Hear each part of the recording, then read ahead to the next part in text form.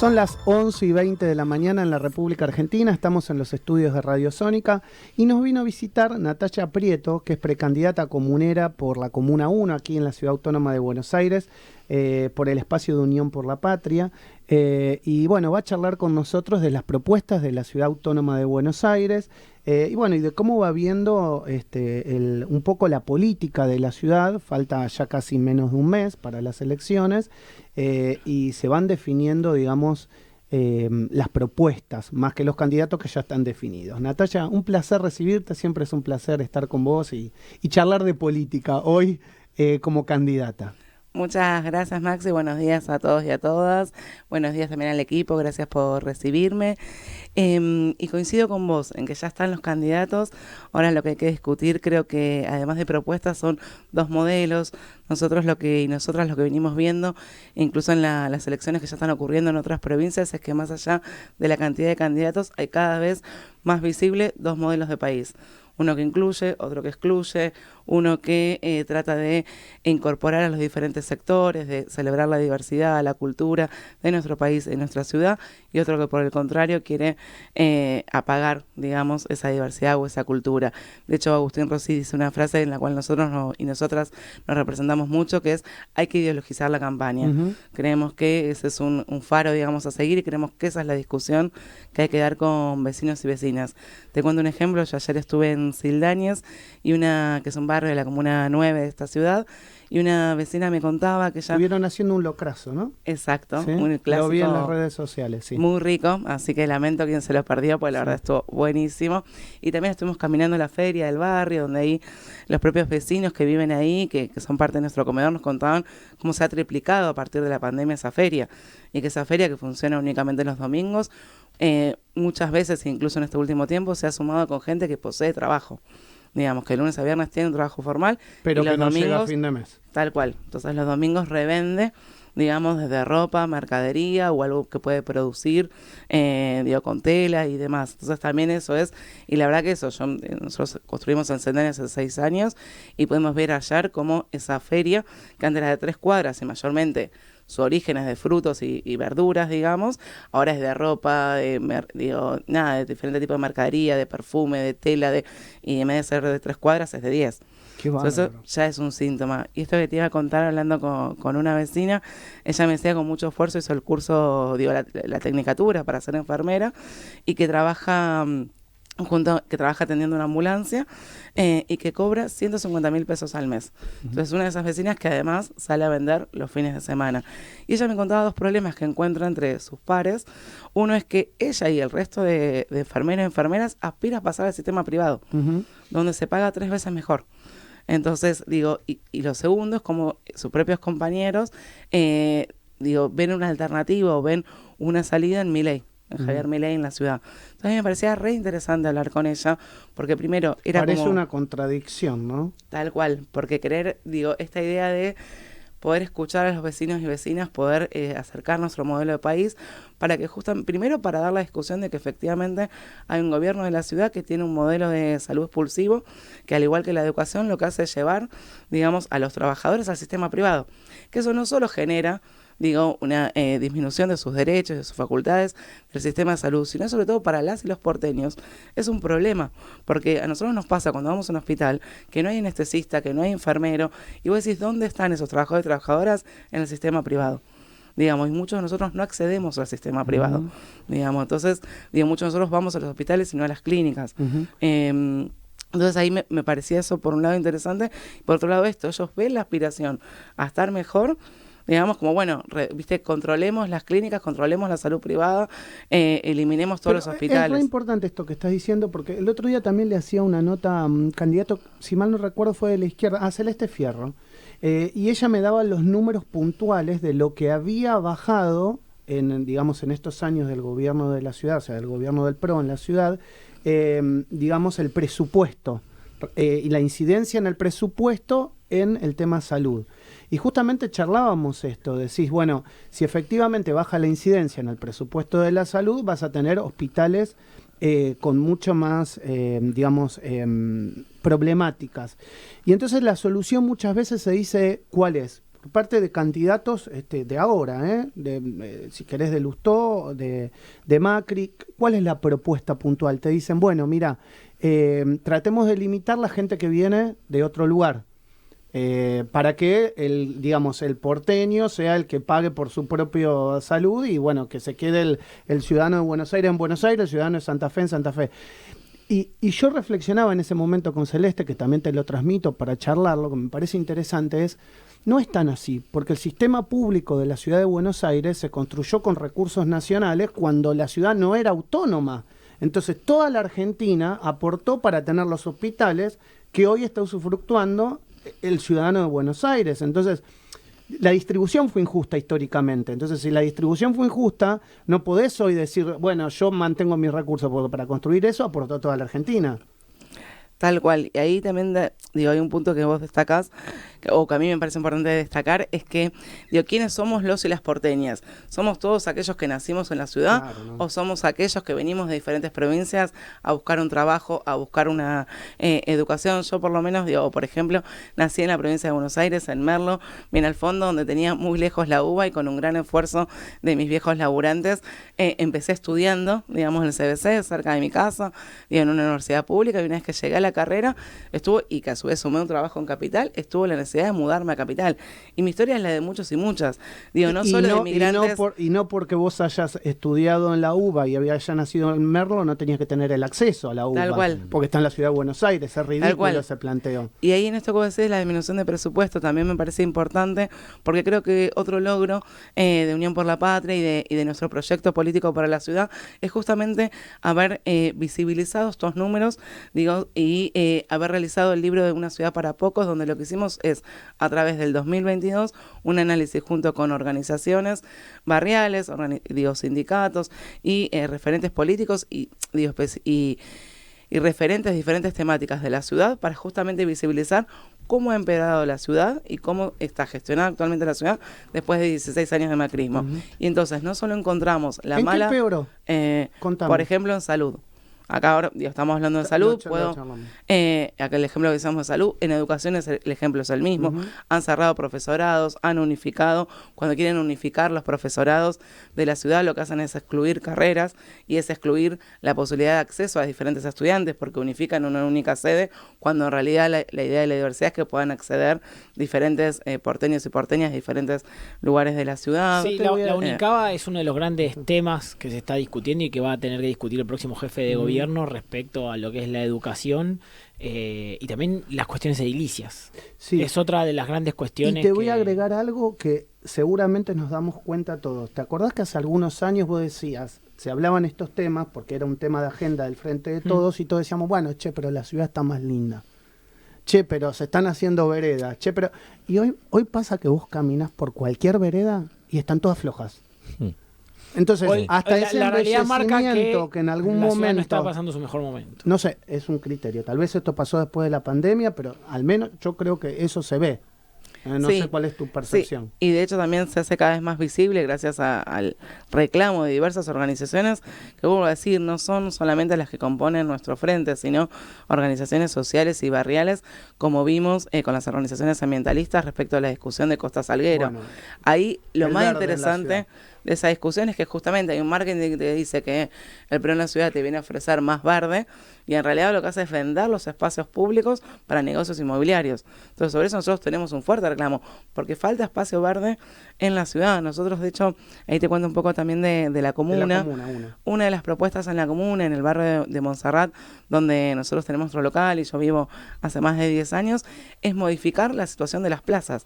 Es increíble cómo las plazas están enrejadas, están mayormente con cemento, los pocos juegos para niños que hay están al fondo sin luz, no hay electricidad para aquellas personas electrodependientes, o sea, son inaccesibles en muchos casos para personas con discapacidad. Entonces, algo tan pequeño como es las pocas plazas que hay en la ciudad, mayormente no son accesibles para todas las personas y no conllevan el disfrute, digamos, de la ciudadanía. O sea, vuelvo a decir, muchos no tienen juegos para niños. Es paradójico.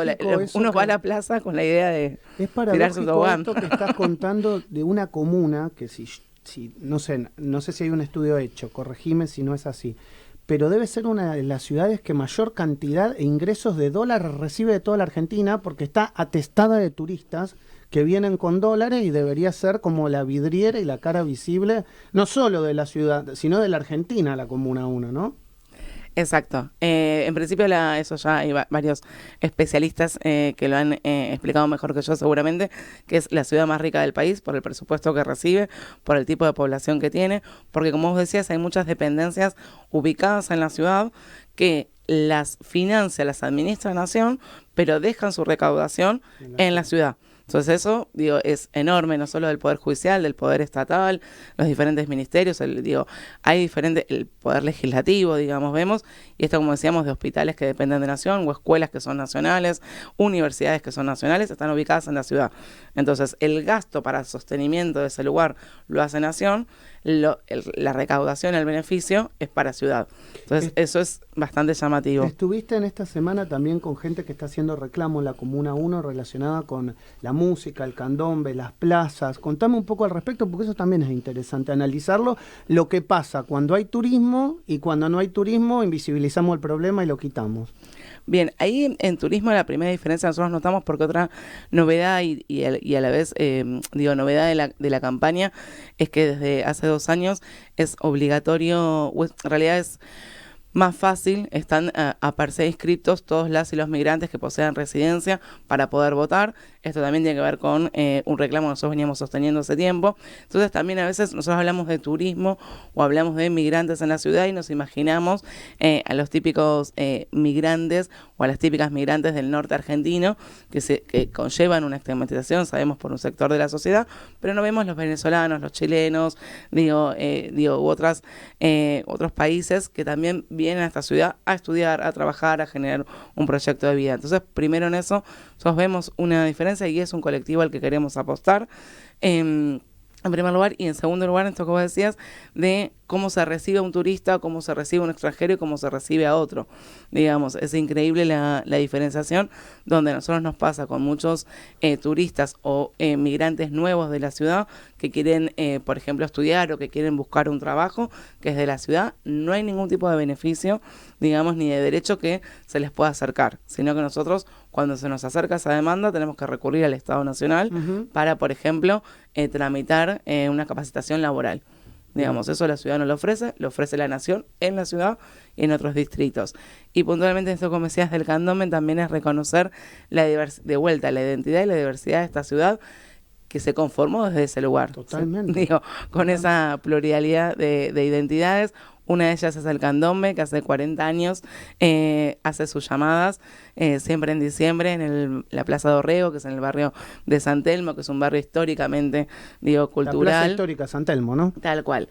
Así que si bien también está el Parque Lezama y hay otras en el barrio, la verdad que la Plaza Dorrego se caracteriza justamente por ser confluencia de diferentes culturas y de momentos históricos, como, la expulsión de los ingleses hace 2 siglos.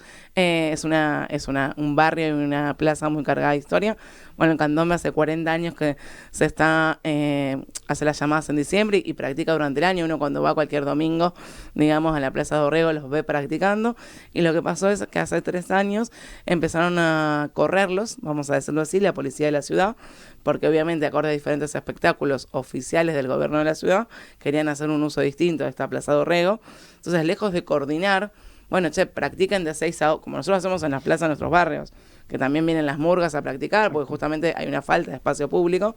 Entonces, muchas veces nosotros coordinamos, nosotros hacemos una charla o hacemos determinada actividad, de 11 a 1, ellos practican de 1 a 5, de 5 a 7, en la Plaza Dorrego. Lejos de eso, cuando se ha hecho una utilización mediática o publicitaria de lo que es el candombe, que es una costumbre que viene de África, o de los afrodescendientes en Argentina, y es una forma de expresarse con mucho color y mucha alegría, mucha sintonía también, es hermoso verlos. Es llamativo como hace 3 años, desde el gobierno de la ciudad, desde la policía, quisieron modificar, pero ni siquiera ofrecerles otro lugar donde ensayar, es sacarlos de la plaza. Entonces ahí es cuando ellos se acercaron a hablar con nosotros, puntualmente con Lucena Grossi, que es una compañera que actualmente es comunera y que de hecho es una de las que va a renovar, pues la verdad que ha hecho un laburo hermoso en la comuna, y se acercó, justamente pidió hablar con alguna autoridad, no encontró nadie dentro del gobierno de la ciudad, ni siquiera dónde dejar el papel, digamos, del reclamo escrito. Así que sí, por suerte llegaron a contactarse con Luciana. Ella hizo el reclamo y a través de eso logró generarles, digamos, la estabilidad de poder practicar en el espacio público y además conociendo la historia, conociendo a los protagonistas, que ya están obviamente por la quinta generación, es también reconocerlos a través de una placa que se puso este domingo en esa plaza, que para nosotros y nosotras no es menor, porque es decir, bueno, están acá siempre, estuvieron y van a seguir estando. Buenísimo. Bueno, hablamos mucho de propuestas, no te vas a salvar de hablar de política, mirá, de la ciudad, para nada. ¿Por qué Santoro es el mejor candidato? Creo porque representa en primer lugar la unidad, digamos, de estos amplios sectores que mencionaba, que queremos una ciudad distinta, que queremos que el PRO ha empeorado la gestión y ha empeorado la vida de los y las porteñas. No es menor para nosotros tener un candidato de unidad. Viene también con una cantidad de propuestas que ha consensuado con cada uno de los sectores, tiene muchísima frescura y muchísima sabiduría también para poder, para haber leído junto a las diferentes organizaciones la ciudad y proponer un cambio. Creo que Santoro, justamente el lema de la campaña es "Somos la alternativa", y creo que realmente representa eso, respetando la trayectoria de los diferentes sectores y haciendo propuestas innovadoras. Te paso un poquito a la oposición. ¿Qué pensás de lo que pasó con Franco Rinaldi y que de alguna manera, yo hacía un análisis la semana pasada y te lo transmito a rigor de verdad para que vos sepas mi línea de pensamiento? Yo no puedo creer, pero de verdad no puedo creer que Jorge Macri ni el PRO no hayan sabido lo que hacía Franco Rinaldi o lo que decía. Es más, decía, entiendo y creo que Franco Rinaldi adquirió esa candidatura, gustándote o no, gustándome o no a mí, por lo que decía, es decir, lo pusieron ahí por lo que decía. Y digo, si Jorge Macri y el equipo de campaña del PRO no sabían lo que Franco Macri decía, me preocupa más porque me parece una improvisación y me da la sensación que si sos improvisado en lo que elegís en campaña, vas a ser improvisado en lo que haces cuando llegues a ser jefe de gobierno. Esa fue mi línea de pensamiento. ¿Qué pensás vos de lo que pasó con Franco Rinaldi? Coincido con vos sobre el segundo supuesto, digamos, creo que conocían, digamos, el perfil de Franco Rinaldi, creo que no les importó, creo que de hecho aspiraron, porque es una de las primeras, cuando nosotros conocemos públicamente, entre comillas, como primer candidato a legislador a Franco Rinaldi, además de ver de que era alguien que cobraba altos sueldos, digamos, de la ciudad sin ir a trabajar. Vemos que la propuesta por cual desde el PRO se lo proponía como candidato era en esta idea de visibilizar cómo alguien con discapacidad puede acceder a la legislatura. Entonces me parece que hay un morbo y un maltrato para con las personas con discapacidad. De hecho, hubo varios referentes que decían, bueno, ¿cómo lo criticamos siendo las condiciones, digamos, que tiene? Y ahí la verdad que un montón de compañeros y compañeras estábamos convencidos que en el respeto de la discapacidad de este candidato estábamos en contra de lo que estaba diciendo. Y yo creo que desde la lista que él representaba lo conocían. Creo que, vuelvo a decir, aspiraron a mostrar una lista diversa o una lista amplia. Creo que también es una costumbre del PRO no aspirar a un debate de ideas, sino de personalidades. Lo vemos constantemente con diferentes candidatos y candidatas que tienen, incluso el mismo Jorge Macri ni siquiera es de este grupo de porteñas o porteñas que, aunque sea no solo que quienes nacen en la ciudad, sino quienes elegimos la ciudad para vivir, no está en ninguno de los grupos, fíjate, quien encabeza la lista, entonces no es un dato menor. Entonces nos parece que hacen elecciones pensando en otras prioridades, digamos, y no pensando en el debate de ideas y no pensando en la gestión pública. ¿Por qué no tendría que ser Martín Lustó el jefe de gobierno de la ciudad? ¿Qué ves vos en Martín Lustó? Veo que representa Juntos por el Cambio. Digo, eso es lo primero. Veo que hay muchísimos proyectos de la ciudad donde desde la oposición a la ciudad, desde la legislatura porteña, donde además tenemos hace tiempo un bloque unificado, hemos señalado, digamos, y nos hemos votado en contra incluso de diferentes negociados que hablamos antes, de cómo se distribuye el espacio público, de la falta de transparencia del gobierno de la ciudad, y sin embargo el espacio de Lustó siempre acompañó y es parte de Juntos por el Cambio. A mí no me parece que sea una alternativa digamos, a Jorge Macri en la ciudad. Me parece que es parte del mismo proyecto político. Natacha, siempre es un placer charlar contigo. La verdad que te hemos exprimido en la mañana de hoy. Espero que te hayas sentido cómoda. Te mando, como siempre, el cariño que nos profesamos. Y bueno, te deseo mucho éxito en la campaña, que te queda un mes para la PASO, pero después te va a quedar más seguramente para la general. Muchísimas gracias, Maxi. Un saludo para todos y todas. El cariño es mutuo. Natacha Prieto, precandidata comunera de la comuna número 1 aquí en la ciudad de Buenos Aires.